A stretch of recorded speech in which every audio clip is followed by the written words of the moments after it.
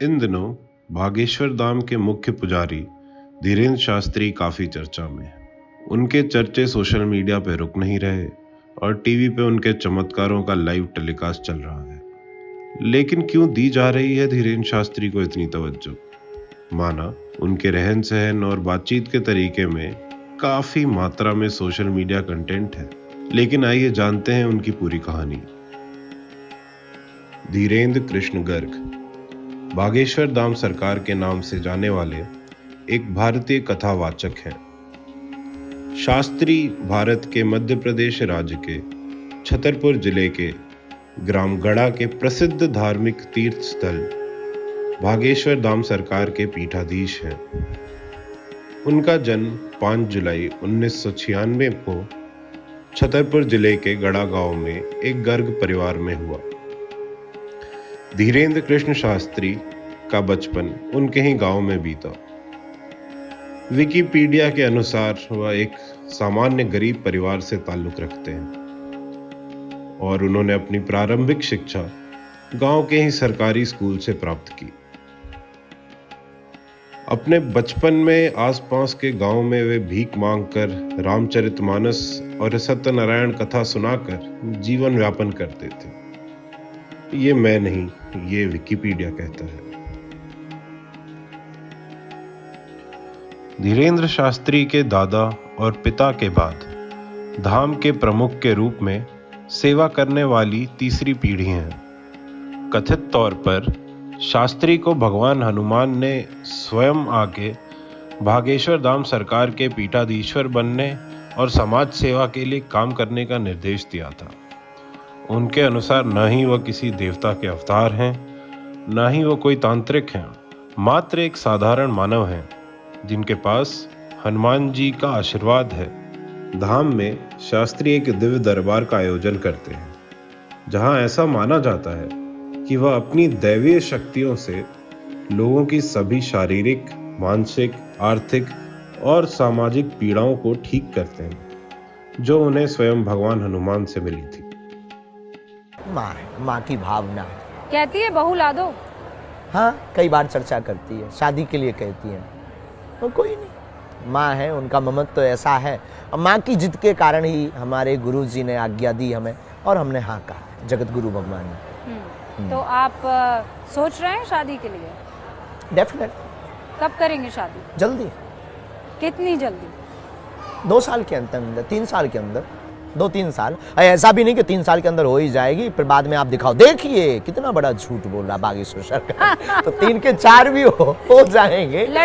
पिछले कुछ समय में आए दिन धीरेन्द्र शास्त्री विवादों में घिरे रहते हैं। शास्त्री उस समय सुर्खियों में आए जब नागपुर की अखिल भारतीय अंधश्रद्धा निर्मूलन समिति के श्याम मानव ने उन्हें चुनौती दी और उनकी आध्यात्मिक शक्तियों पर सवाल उठाया। मानव ने शास्त्री पर अंधविश्वास को बढ़ावा देने का भी आरोप लगाया। हम कोई ये घोषणा या चैलेंज नहीं दे रहे हैं, हम सिर्फ आपको जो हमारे ऊपर भ्रम फैलाया गया कि भाग गए या अंधविश्वास है या इनके पास कुछ भी नहीं है, तो उनको मुंह तोड़ जवाब दे रहे हैं कि हम भगोड़ा नहीं, हम हिंदू शेर हैं और हम तुम्हारे नागपुर फिर आएंगे और तुम अपना पारा गरम मत करना, हमारी तो आदत है।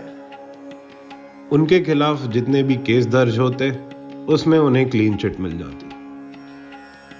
ध्यान देने की बात यह है कि काफी हिंदू नेताओं का समर्थन भी मिलता है शास्त्री जी को, और धीरेन्द्र शास्त्री खुद एक हिंदू राज्य की मांग करते हैं। कल मैं बागेश्वर धाम में थी। आपने उनके पीठाधीश्वर के बारे में सुना ही होगा, धीरेन्द्र कृष्ण शास्त्री जी। उनसे जब सवाल और जवाब का सिलसिला चल रहा था तो उन्होंने हिंदू राष्ट्र, अखंड भारत हम बनाएंगे, हिंदू राष्ट्र हम बनाएंगे। योगी आदित्यनाथ जो कि सरकार का अहम चेहरा है, हिंदू राष्ट्र को लेकर आपकी क्या टिप्पणी है? और आप इनको 2 भागों में भी कर सकते हैं, एक सरकार के मुखिया होने के नाते भी और एक महंत होने के नाते भी, लेकिन दोनों जवाब दीजिएगा योगी जी। देखिए, सबसे पहली बात तो यह कि हिंदू राष्ट्र से हमारा मतलब क्या है। हिंदू कोई मत, कोई मजहब, कोई संप्रदाय नहीं है। यह एक सांस्कृतिक शब्दावली है। धीरेन्द्र शास्त्री आखिर क्या चमत्कार करते हैं, आइए इसे समझते हैं। भैया कहाँ गए हो तुम? काशी बनारस से गुरुजी। क्या नाम है? विवेक सिंह। यहाँ तुमने किसी को बताया था क्या? नहीं गुरुजी। यहाँ क्या कर रहे? छत्तीसगढ़ है ये। आपका दर्शन करने आया गुरुजी, आपने बुलाया, आ गया। वाह वाह वाह, हम बनारस भी गए थे जी। मैं आपकी कथा 7 दिन गया था गुरुजी, वहां सुना था। गुरुजी माइक रखना है। माइक से नहीं बोलना है। जी। हाँ, ये बहुत अच्छा बात है। अगर किसी को अपनी बात माइक से नहीं बोलनी है तो हमें प्रदर्शन नहीं करना है, आपकी समस्या का समाधान देना है। माइक बिल्कुल बंद करवा सकते हैं, क्योंकि हमें ना तो प्रदर्शन करना ना हमको प्रमाण पत्र। बोलो क्या बात, हम अपना भी कर लें। तुम पहले एक पर्चा लेकर के आए हो, माइक लो पहले। तुम्हारी जेब में पर्चा है और पर्चे में प्रश्न लिख कर लाए हो, पहले वो निकालो। हाँ, हम सनातनी हैं बागेश्वर बालाजी के। ये पर्चा उनको दिखाओ कैमरा में, हमें मत दिखाओ, तुम मत करना, टीवी वालों को दिखाओ, टीवी वालों। और इस पर्चे में 6 नंबर तक के प्रश्न लिख करके ये लाए हैं। कितने नंबर तक हैं? पढ़ लीजिए।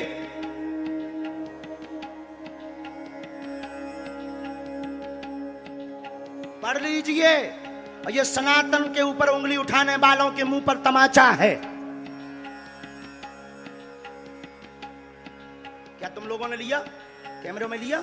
न्यूज वालों होते एंगल, चलो जा, नजदीक चलो जाओ उन लोगों को, जा मारो इनके मुंह पे। जो कहते भगवान नहीं होते हो, दरबार नहीं होता, मारो इनके मुंह पे।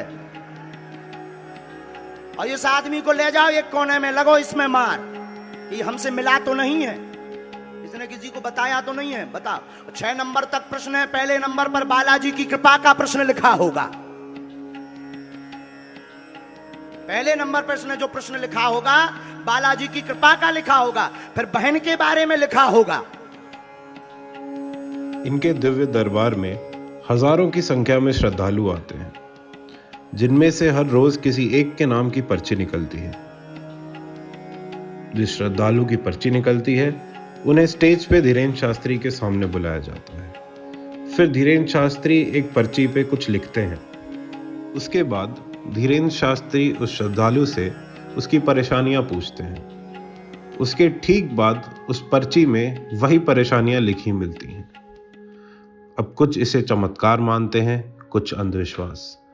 आपका क्या मानना है, हमें भी बताइए।